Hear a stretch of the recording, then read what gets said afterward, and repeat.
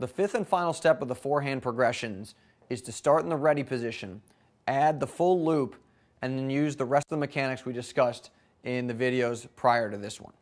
So from the ready position, what you're going to do is take the tennis racket back to that loop position we discussed, the top of the handshake, if you will. And doing that is going to add a full loop when you drop it down and swing forward.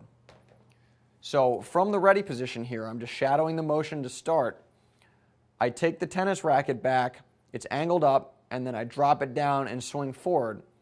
And if we play it in real time, now I've got that loop. I'm tracing out that C with my tennis racket as I take the racket back and then swing forward.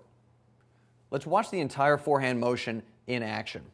Starting in the ready position, I pivot with my outside foot and turn my shoulders. And again, that's how you start every single forehand. That's how the racket starts to come back. And I take the racket back, I've got that loop in there now, and I drop the racket down, rotate my body, get my back heel up to swing to contact, and then I follow through and catch the tennis racket. And you'll notice I'm still hitting from the service line, and that's what you want to do. You really just want to work the technique, make sure you've got everything down before you move back to the baseline and try and hit a little bit harder. Let's watch this motion one more time, and what you should focus on is my tennis racket and hitting arm.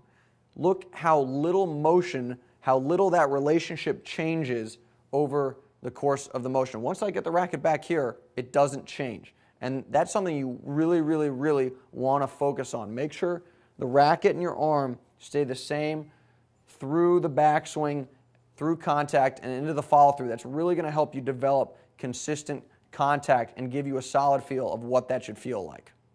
Once you're automatic from the service line, then you can move back to the baseline and try and put a little bit more stank on the tennis ball. But you got to make sure that your mechanics stay the same when you hit this shot.